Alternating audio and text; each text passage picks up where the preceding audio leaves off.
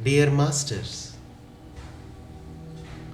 12,000 సంవత్సరాల క్రితం ఈ భూమి మీద అట్లాంటిస్ అనే నాగరికత ఉండేది. ఆ నాగరికతలోనే మేము నివసిస్తూ ఉండేవాళ్ళం. మమ్మల్ని అట్లాంటియన్స్ అనే పేరుతో పిలుస్తారు.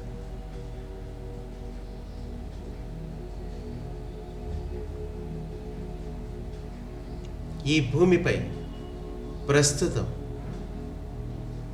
మళ్ళీ జరుగుతున్న ఈ ఎసెన్షియల్ ప్రక్రియలు మీరు ఎన్నుకున్న మార్గం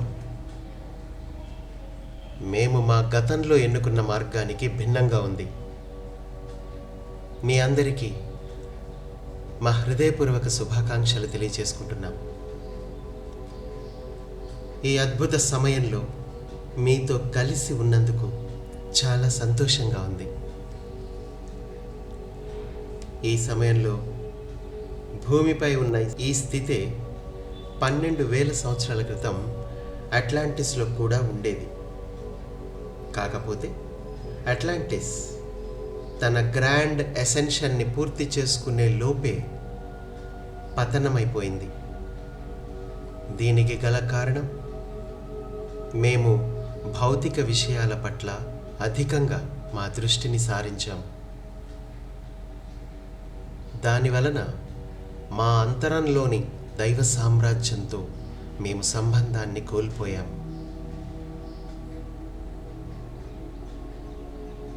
అప్పట్లో మేము 3వ పరిధిలో ఉంటూనే హయ్యర్ డైమెన్షనల్ నెట్వర్క్ని యాక్టివేట్ చేయడం నేర్చుకున్నాం. దీనికోసం మేము ప్రత్యేకమైన మ్యాట్రిక్స్ క్రిస్టల్ గ్రిడ్ సిస్టమ్ని కనుక్కున్నాం. దీనిలో భాగంగా ఎనర్జీ ఎర్త్ గ్రిడ్ సిస్టమ్ మీద మా ఎనర్జీని కేంద్రీకరించి ఆ గ్రిడ్ నోడ్స్పై భారీ పిరమిడ్ల నిర్మాణం చేశాం.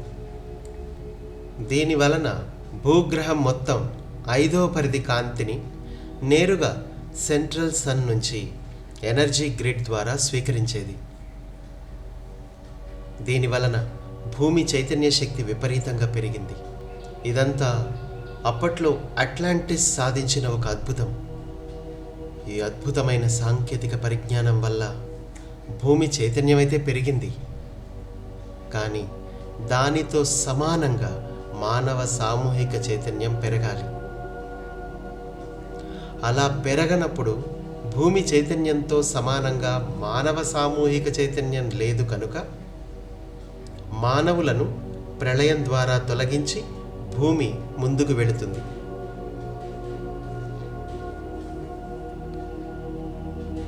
ఈ విషయం మేము గ్రహించేసరికే చాలా ఆలస్యం అయిపోయింది.